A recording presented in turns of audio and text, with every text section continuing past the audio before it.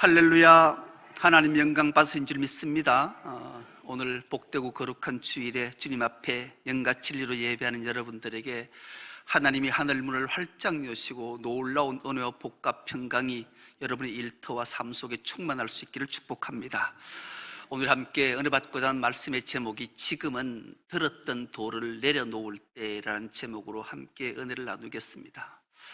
사회학자들이 현대 사회를 가르쳐서 분노 조절 장애 시대다 그렇게 말해요. 요즘 젊은이들인데 모든 사람들이 분노의 표출을 많이 하는 시대를 살아가지요. 일본의 안도 슌스케라는 사람도 이 분노가 자꾸 표출되는 것을 억제하지 못하는 그런 맹점을 갖고 있었다고 그래요. 그래서 이분이 미국으로 공부를 하러 가서 미국에서 앵거 매니지먼트를 잘 만났어요. 이 앵거 매니지먼트가 하는 일은 분노 조절을 잘 할 수 있는 방법을 가르쳐 주는 거죠. 그래서 이게 분노로 자신을 잃기 전에 먼저 자신의 상태를 점검하고 깨달아서 절제하는, 그래서 이분이 이것을 잘 배워서 지난달에 6월 달에 책 한 권을 썼어요. 책 제목이 당신의 분노는 무기가 된다. 분노가 무기가 된다라는 책을 썼어요. 아주 재미있는 책이기도 하지요. 이 책을 소개하는 것으로 말씀을 열겠습니다. 이 내용적인 첫 챕터가 재미있는데요. 화를 내도 사람들에게 인기가 있을 수 있다는 거죠. 분노를 표출하는데 사람들로부터 인기를 얻는다라는 거죠. 요즘 유행하는 단어가 이런 단어 있잖아요. 사이다 발언. 나는 정말로 저 사람이라든지 이 사회에 대해서 분노가 이만큼 찼는데도 표출을 못 하잖아요. 혹시 분노를 드러냈다가 저 사람은 장로가 되어서 목사가 돼서 저러냐, 이런 말을 들을까 싶어서 분노가 막 생경해. 나도 꾹꾹 눌러 참아 병을 만들지만 누군가가 대신해서 이 분노를 표출해낼 때 내 마음이 시원해 해서 그 사람을 지지하고 인기가 올라가는 일들을 만들어내기도 한다는 거죠. 왜냐하면 이 코로나19가 장기화됐잖아요. 금방 끝날 줄 알았는데 끝나지 않고 장기화가 되니까 우울감이 찾아오는 거예요. 그리고 스트레스가 자꾸 쌓이니까 폭력적 성향으로 사람이 바뀔 때 이런 분노 장애 조절을 누군가가 잘해서 표출을 해낼 때 우리에게는 상당한 쾌감과 기쁨을 준다, 그런 거죠. 더 나아가 이 분노를 잘 표출하면 사회를 발전시킨다라는 거예요. 그리고 상당히 매력이 있지 않겠습니까? 그래서 자기의 감정을 잘 파악해서 내가 상태가 어딘지를 안다라는 것은 참으로 귀한 일이 아닐 수 없는 거죠. 지금 사회들마다, 세상마다, 교회마다 자신의 손에 돌들이 하나씩 들려 있어요. 이것을 어떻게 할까? 그런데 오늘 말씀을 통해 우리는 들었던 돌을 내려놓고 내 분노 조절을, 장애를 잘 조절해서 선한 영향을 끼치는 교회가 되고 그리스도인이 될 때 또 다른 사람이 나를 통해서 힘을 얻고 사회가 한층 한층 더 발전해 나갈 줄 믿습니다. 여러분, 오늘 본문의 말씀이 시작되기 전에 요한복음에 대해서 우리가 살짝 알고 본문에 들어가면 상당한 유익이 있어요. 요한복음은 두 부분으로 나누어져 있어요.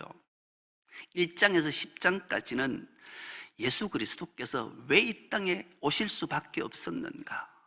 왜 어린 양으로 오셔서 죽으셔야 되는가? 그리고 예수께서 왜 하나님께로부터 보냄을 받았는가? 이것들을 표적으로, 이적으로, 기적으로 보여주셨어요. 그리고 오늘 마지막 그 부분이 말씀이고요. 11장부터 20장까지는 그렇게 오신 예수 그리스도가 죽으시고 부활하시고 성천하시고 다시 오시겠다는 내용이 11장부터 20장까지 되어 있죠. 21장은 부록책이에요. 이렇게 예수 그리스도가 이 땅에 오시고 우리를 대신에 죽으시고 부활하시고 성천하시고 다시 오시고 사명 주셨사오니 이 사명들을 아름답게 잘 감당해야 된다. 21장이 그렇게 마무리가 돼요. 그 10장, 예수께서 어린 양으로 이 땅에 오셔서 하나님으로부터 이 땅에 오신 것을 표적으로, 이적으로, 기적으로 잘 보여주시면서 마지막 이 10장이 나는 선한 목자다. 선한 목자는 양을 위해 자기 목숨을 버리는 자가 선한 목자다. 예수님이 이 땅에 오심을 잘 표출하면서 오늘 본문이 시작되는데, 오늘 본문이 이렇게 시작하고 있습니다. 뭐라고 말씀하시는가? 유대인들이 다시 돌을 들어 치려 했다라는. 도대체 어쨌길래 유대인들이 돌을 들어 예수를 치려 하는가? 또다시 돌을 들었다는 것은 이 유대인들은 툭하면 감정 표출을, 감정이 폭발해서 돌을 들고 예수를 치려고 하는가? 그런 건 아니. 유대인들은 절제를 잘 하기로 유명한 민족이기 때문이죠. 그렇다면 왜 유대인들이 다시 돌을 들어서 예수를 치려고 했는가? 그 이유가 있어요. 레위기 24장 16절의 말씀인데, 이 말씀은 왜 유대인들이 돌을 들었는지 이유를 알 수가 있어요. 여호와의 이름을 모독하면 그를 반드시 죽일지니 온 회중이 돌로 그를 치라.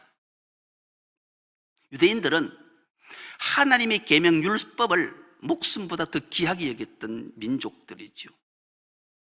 그래서 이들은 예수를 돌로 쳐 죽이려고 돌을 들었던 거예요. 왜요? 예수가 신성을 모독했다라는 거죠. 예수님께서 돌을 들어 치려 하자 예수님이 이렇게 말씀해요. 내가 아버지 일로 너희들에게 선한 일을 많이 하지 않았냐? 가장 먼저 잔치집에 포도주가 떨어졌을 때 물로 포도주를 만든 사건은, 내가 혼인 잔치의 주인공, 잔치는 즐거워야 되기 때문에 내가 왜 이 땅에 온지를 표적으로 보여줬던 사건부터 시작해서 못 걷는 자를 걷게 하고 보지 못한 자를 보게 하고 죽은 자를 살리는 기막힌 하나님의 선한 일을 수도 없이 행했는데, 너희가 어찌해서 나를 돌로 치려 하냐? 그 중에 무엇이 선하지 않았기에 너희들이 돌을 들고 나를 다시 치려고 하냐? 그러자 이들이 말하는 거죠. 내가 네 선한 일을 한 거 가지고 돌로 치는 게 아니다. 네가 신성을 모독했기 때문에 우리가 돌로 치려 하는 거다. 신성 모독이 뭔지 네 모르냐? 너는 목수의 아들 아니냐? 그리고 네가 목수의 직업을 갖고 있지 않냐? 사람의 아들이 어찌 네가 하나님의 아들 신이라고 말하냐? 이 참남한 말을 한 너를 어떻게 용서할 수 있냐? 신성을 모독했으니 우리가 돌을 들어 너를 치려 하는 거다. 그래서 예수님께서 기가 막힌 말씀을 하시잖아요. 너희들이 목숨처럼 귀하게 여긴 율법에 뭐라고 기록되었더냐? 율법에 하나님의 말씀을 경청하고 하나님의 말씀을 받은 자를 하나님이 너희들은 신이다. 내가 한 말을 너희들이 경청하고 마음에 받으면 너희는 하나님이야, 너희는 신이야. 그렇게 말씀하지 않았냐? 하나님이 말씀하신 것을, 율법을 아는 너희가 어떻게 그런 말을 하냐? 이렇게 말씀하시는 게 오늘 본문의 말씀입니다. 하물며 하나님께서 나를 거룩하게 구별해서 세상에 보내신 자가 하나님의 아들이라 하는데, 어떻게 너희가 나를 신성 모독했다고 다시 돌을 들어 나를 치려 하냐? 만일 내가 아버지 일을 행하는 것을 너희가 보고, 내가 선한 일을 하는 걸 보고 나를 믿지 못하더라도 선한 일을 하는 걸 보면 내가 하나님께로부터 온 것을 모르겠냐? 그걸 알면 하나님이 내 안에, 내가 하나님이 안에 있는 것을 알지 않겠냐? 이렇게 주님이 말씀하신 게 오늘 본문의 내용이. 그럼에도 불구하고 유대인들은 다시 그를 잡아서 돌로 치려 하자 예수께서 그들을 피해 지나가셨다. 이 내용이 오늘 본문의 말씀이에요.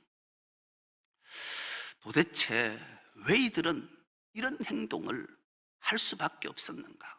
예수께서 하나님으로서, 참 하나님으로, 참 하나님 아들로 이 땅에 오셔서 그 선한 일을 다 했음에도 불구하고 이들은 하나님의 아들로, 아니 하나님으로 오신 예수를 알 수 없었던가? 그 이유는 두말할 것도 없이 그들의 영안이 가려졌기 때문에. 오늘 예배하는 우리가 영안이 가려지면 하나님의 말씀이 우리 마음밭에, 하나님 말씀이 친히 내게 하시는 말씀이 깨달아지지 않으면 우리도 똑같이 현상을 보고 세상을 보고 나도 모르게 분노로 인해서 돌을 들 수밖에 없을 수밖에 없는 거죠. 우리는 하나님 앞에 예배할 때마다 참회하고 회개한 이유는 우리의 모든 죄악들을 하나님께서 십자가의 보혈로 덮으시고 우리 영안을 열어셔서 하나님이 친히 하신 말씀이 우리 마음밭에 잘 박힌 못처럼 새겨져서 능력의 말씀이 될 수 있도록 그런 자세로 예배하는 여러분과 나와 될 수 있기를 축복합니다. 그러셔야 돼요. 그런데 이 말을 마지막 하던 절기가 언제 땐가를 우리가 주목해 보는 거죠. 오늘 예수께서 이 말씀을 하시는 이유가, 오늘 읽지는 않았지만 10장 22절 말씀을 우리가 한 목소리로 한번 합독해 보여서 시작. 예루살렘에 수전절이 이르니 때는 겨울이라. 예수께서 유대인들이 왜 돌을 들어서 예수를 치려고 했는지 그 이유는 바로 수전절 때 이런 일이 생겼기 때문이라고 성경은 알려주고 있어요. 도대체 수전절이 뭔가? 여러분 수전절에 대해서 혹시 아십니까? 유대인들은 이 수전절을 상당히 귀히 여기고 지키는 절기 중 하나예요. 이 수전절의 유래를 좀 길게 설명을 해야 되는데 좀 경청하고 들으면 좋겠어요. 왜 도대체 이런 일이 있었던가? 예수님이 오시기 175년 전에 헬라 제국이 전 세계를 침공해서 지배하던 시절이었어요. 헬라 제국하면 가장 먼저 우리 머리에 떠오르는 한 인물이 있어요. 알렉산더 대왕이 떠올라요. 이 알렉산더 대왕은 예수님과 똑같이 33살에 일기로 세상을 떠난 자죠. 근데 그는 세상 모든 땅을 정복해서 막강한 권력을 가지려고 애썼던 인물이, 그가 죽고 드디어 안티오쿠스 4세가 황제로 등극해서 전쟁을 이어나가던 때였어요. 이 안티오쿠스 4세가 황제에 등극하자마자 자기 이름을 개명해요. 뭐라고 개명하는가? 에피파네스라는 이름을 써요. 이 에피파네스라는 말은 신의 현현, 신이 이 땅에 자신을 드러냈다, 그런 거죠. 한마디로 요약하면 내가 하나님이다, 내가 신이다, 이렇게 이름을 개명을 했어요. 그러니 이 참남한 말을 들었던 유대인들이 뭐라고 말하는가? 히브리 말로 이름을 슬쩍 바꿔서 에피마네스라는 이름을 지어줬어. 이 마네스라는 이름의 뜻은 미친놈이에요. 아니 우리가 유일신 사상 여호와가 하나님인데 이 에피파네스가 지가 신이라니 도대체 저놈이 미친놈이다, 그렇게 이름을 부르던 시절이었어요. 자신이 안티오쿠스 4세가 자신이 에피파네스 신이라고 했는데, 신이 되려면 모든 사람들에게 필요한 것들을 나눠주고 하려면 필요한 게 돈이잖아요. 이 돈을 어떻게 마련할까 고심할 때에, 이때 유대의 대제사장은 세상에서, 세계에서 4대 재벌에 속할 정도로 재벌이에요. 대제사장은, 그 제사장 이름이 오니아스라는 대제사장이 유대의 대제사장으로 있었는데 엄청난 부를 가지고 있는 거예요. 요세푸스 역사가에 의하면 이 대제사장 오니아스는 어떻게 부를 축적했는가? 이스라엘 백성들은 모두가 하나님 앞에 절기 때마다 제사하잖아요. 예배하잖아요. 제사할 때 반드시 재물을 가지고 와야 돼요. 그런데 이 오니아스는 송아지 한 마리를 예를 들면 100만 원쯤 한다면 가지고 온 것을 다 흠이 있다서 받지 않고 자기가 파는 재물, 흠 없는 재물만 사야 되는 거죠. 그 재물을 4배를 폭리를 취해서 팔았어요. 100만 원짜리를 보통 팔면 마진이 박하다 해도 한 30% 마진을 얻잖아요. 30만 원이 남을 텐데 400만 원을 받으니 얼마가 남아요? 330만 원이 남는 거예요. 그러니 이 부가 얼마나 컸겠냐고요. 이 부를 축적하는 거 거친 것이 아니라 반드시 성전에 제사로 오면 성전세를 내야 돼요. 성전세뿐만 아니고 성전에 낼 돈은 따로 정해져 있어요. 그러니까 세상에 돈을 가지고 오면 한전을 해야 돼요. 한전에 또 한전비를 받은 거죠. 이 모양 저명으로 이 대제사장 오니아스가 돈을 엄청난 부를 누리니 제사장들이 누구든지 나도 대제사장이 됐으면 좋겠다 그런 마음을 안 가졌겠냐. 그런데 가장 적은 가장 가까운 데 있다고 이 오니아스의 바로 동생이 이름이 요수아라 이름한 자가 자기가 대제사장이 되고 싶은 거예요. 아주 교활한 자였어요. 그래서 이 안티오코스 4세 에피파네스에게 찾아간 거죠. 찾아가서 황제시여, 당신이 이 유대 나라를 헬라화시키려고 애쓰는데 내가 헬라화시키는데 앞장서겠다. 그러니 나에게 대제사장직을 좀 임명해 줬으면 좋겠다. 그러면서 뇌물을 갖다 바친 게 전 재산을. 그러니 이 에피파네스가 이 요수아 이름을 야손으로 바꿔서 그에게 이 오아니스를 파면시키고 제사장으로 임명한 거예요. 그러니 이제 얼마나 좋겠냐. 이 야손은 엄청난 부를 위해서 똑같은 전철을 밟을 때 한 인물이 불편한 마음을 갖고 찬찬히 보고 있었던 한 인물이 등장해요. 그 인물이 메넬라우스라 이름하는 자가 이 야손 요수아보다 더 많은 뇌물을 가지고 이 에피파네스를 찾아간 거예요. 내가 이 뇌물을 드릴 테니까 이 야손을 파직하고 나를 대제사장으로 삼아 주소. 그러니 이 에피파네스는 돈만 있으면 되지 굳이 상관이 있어요. 그래서 이 야손을 다시 파직시키고 메넬라우스를 대제사장으로 임명을 해버렸어요. 그러니 이 요수아 이름한 야손이 얼마나 분노했겠냐고요. 사병을 끌고 가서 이 메넬라우스를 척살하고 암살을 해버려요. 이때 이 에피파네스가 이집트를 점령하려고 군대를 끌고 이집트를 침공했다가 실패하고 다시 시리아로 돌아가는데 전령이 와서 이 소식을 알린 거예요. 그러니까 이때가 분노를 표출해야 되잖아요. 이 분노가 전쟁에, 안 그래도 전쟁이 져서 너무 화가 나는데 이런 소식을 들으니까 이것 유대인들 멸절시키겠다 생각하고 이 군대를 몰아서 예루살렘 성전을 가서 진격을 해버려요. 그래서 예루살렘에 있었던 제사장을 비롯해서 유대민족을 무려 6만 명을 학살을 해요. 처참하게 살해를 해요. 여러분, 그 당시에 예루살렘 인구가 한 13만에서 15만쯤 됐다. 그러니까 절반 가까이를 다 죽인 거예요. 죽인 것으로 그친 게 아니, 이 분노 폭발을 어떻게 하는가 하면 예루살렘 성전에다가 제우스 신상을 세워버렸어요. 그리고 유대인들이 가장 혐오하는 돼지를 잡아서 돼지 머리를 떠 제단 위에 올려놓고 돼지 피를 제단에 다 뿌린 거예요. 그리고 4대 공고를 붙여요. 안식일을 폐지한다. 토라를 못 가르친다. 할례를 못한다. 제사를 드릴 때는 반드시 돼지로 제사를 드린다. 이래니 유대인들은 살아도 산 게 아니잖아요. 이 분노를 주체하지 못해요. 그때 한 인물이 등장하게 되는데요.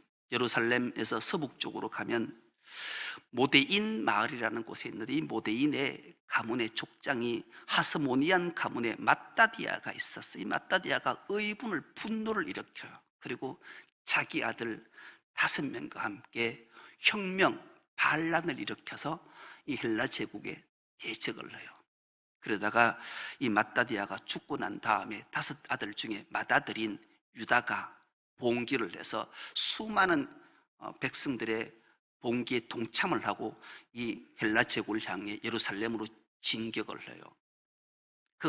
그 이름이 유명한 바로 마카비 혁명이 일어나게 된 거죠. 이 마카비라는 말은 망치라는 뜻이에요. 그렇게 하나님의 망치 돌을 들고 진격해서 이 막강한 헬라 제국을 물리치고 성전을 탈환해요. 할렐루야. 놀라운 일이잖아요. 그리고 이제 성전에 들어가 보니까 참담한 거예요. 참담한 거예요. 제단에 돼지머리가 올려져 있고 제우스 신상이 세워져 있고 온 제단에 돼지피가 뿌려져 있으니 이거 어떻게 할까? 성전을 청소해야 되겠다. 그래서 성전을 청소하려면 성전에는 다 막혀 있으니까 깜깜하잖아요. 그래서 성전에 불은 오직 올리브유 거룩한 기름으로 불을 지펴야 되는데 올리브유가 딱 하루만 쓸 수밖에 없는 기름인 거예요.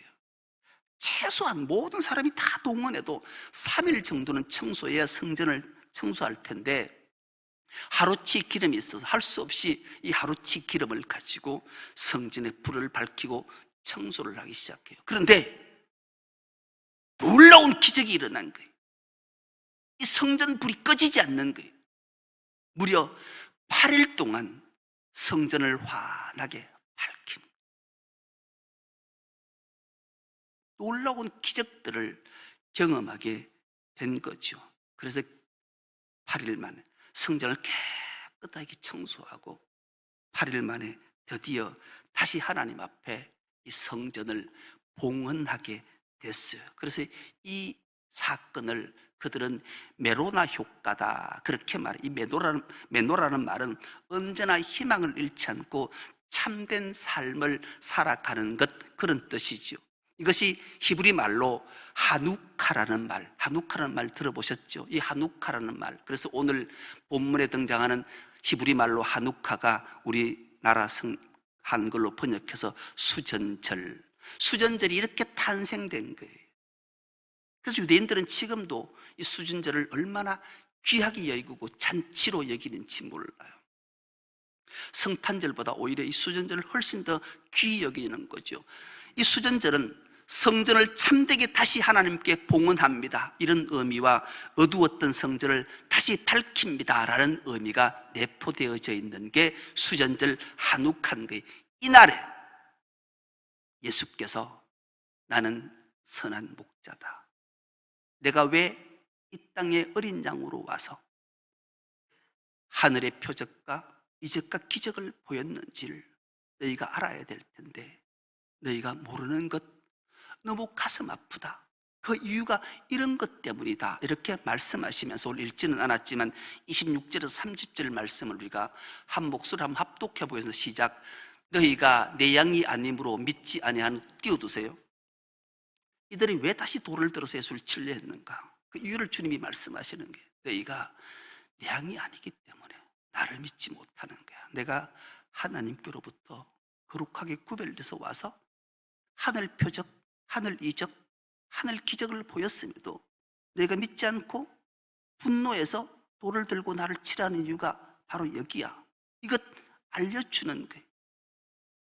27절부터 시작합니다. 시작. 내 양은 내 음성을 들으며 나는 그들을 알며 그들은 나를 따르느니라. 내가 그들에게 영생을 주노니 영원히 멸망하지 아니할 것이요 또 그들을 내 손에서 빼앗을 자가 없느니라. 그들을 주신 내 아버지는 만물보다 크심에 아무도 아버지 손에서 빼앗을 수 없느니라. 나와 내 아버지는 하나이니라 하신대. 여러분, 기막힌 말씀. 예수님이 선한 목자로서 왜 이 땅에 오셨는지를 다 말씀에 들었던 이들이 한 행동은 다시 돌을 들어 예수를 치려 했는. 오늘날 세상이 혹은 우리 스스로가 내 소견에, 내 생각에, 내 신앙에, 내 믿음에 반하면 여지없이 내 손에 돌이 들려져 있지는 않는지를 찬찬히 들여다봐야 돼요. 예수님은 어떠신 분이신가? 예수님은 참 성전으로 이 땅에 오신 분이세요. 그리고 그분은 참 빛으로 오신 분이죠. 인류의 모든 허물, 모든 죄악을 다 덮으시고 죽으시고 부활하시고 성천하시고 다시 오셔서 우리에게 영생을 주시기 위해 오셨던 그분을 유대인들은, 오늘 믿지 않는 우리들은 돌을 손에 들고 그를 치려고 하고 있지는 않는지, 예수 그리스도의 참 성전을 허물고 죽이려고 돌을 들었던 그들의 모습 속에 우리의 모습은 없는지 점검해 봐야 돼요.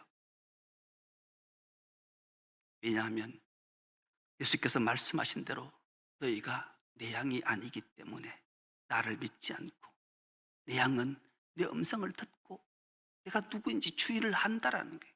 우리가 예배할 때마다 주의 음성을 들을 때 이 말씀이 나를 위한 말씀이라는 것을 듣지 못하고 저것은 세상을 향해 누군가를 향해 하는 말씀이라고 들려진다면 나는 여전히 내 손에 돌을 들고 있는 자들이.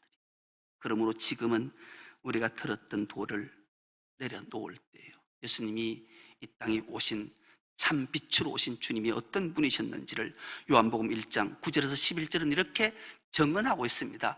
참빛 곧 세상에 와서 각 사람에게 비추는 빛이 있었나니 그가 세상에 계셨으며 세상은 그로 말미암아 지음바 되었으며 세상이 그를 알지 못하였고 자기 땅에 오매 자기 백성이 영접하지 아니하였으나. 세상은 그런 거예요. 유대인들은 그런 거예요.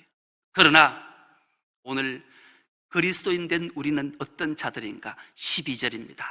영접하는 자, 곧 그 이름을 믿는 자들에게는 하나님의 자녀가 되는 권세를 주셨으니. 아멘. 우리가 이런 자인 줄 믿습니다. 이 12절 말씀을 우리가 큰 목소리로 한번 합독해 보겠습니다. 시작. 영접하는 자, 곧 그 이름을 믿는 자들에게는 하나님의 자녀가 되는 권세를 주셨으니. 그렇습니다. 우리는 예수 그리스도가 하나님의 아들이요, 아니 참 하나님이시요 참 빛으로 오셔서 참 성전으로 우리를 세우셨기에 우리는 그분을 영접하고 그분을 믿고 그분 말씀 앞에 순종하며 그 뜻대로 살기로 다짐했사오니 우리는 분노 조절장애에 빠진 자가 아니라 우리가 지금 들었던 도를 내려놓고 주님이 내 생명의 주인입니다 고백하고 그분이 주신 직분과 사명을 아름답게 잘 감당해서 하나님의 온전한 형상을 회복함으로 복된 삶을 다 살아가는 우리 충성노교회 모든 끈속 다 될 수 있기를 간절히 기도합니다. 하나님 아버지 고맙고 감사합니다. 복된 주일 부르셔서 하나님을 예배케 하시니 감사합니다.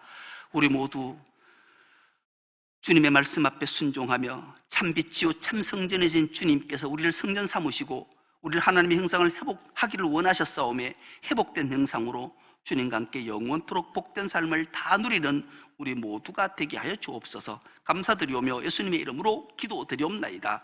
아멘. 다 함께 감사